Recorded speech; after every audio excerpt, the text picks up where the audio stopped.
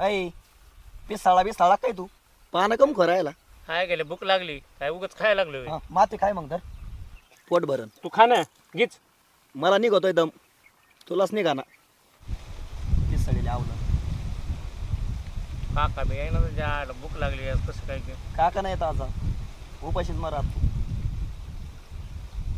आला की लई मोठं गबाळ आणलंय बघा आज खायला लई मोठं सूर्या काकाने कोंबडी आणलेली दिसती हा भांडी कर माय तुझी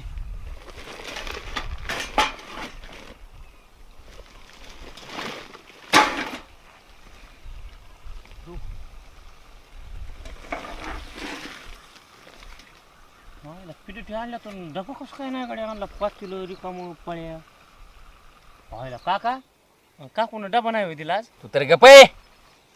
तुमच्या दोघांमध्ये तर समधी वाट लागली माझी हिथून तिथून.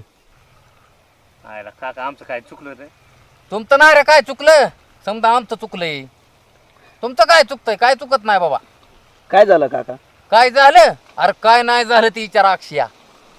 ती सासू आली इकडं गेली बायकोला घेऊन आई घातली तिकडं कुठं डिलिव्हरीला नेला तिने. आयला काका तू येडायच कर अरे बायको डिलिव्हरीला तिकडेच जात असती आला का तू बी काय जरा पागल फिगल झालं तर सुरज्या. अरे काय हेत का माझ्याकडे काय मी नसते का इथं डिलिव्हरी केली तिची. अरे असल्या 2-3 डिलिव्हरी अशा संकट करण्याची ताकद आहे ना माझ्याकडं. हिला बी तिच्या आईचा हिला आता ही ज्या असलं टेन्शन आलं तुम्ही टेन्शन देऊ नका मला तुम्ही.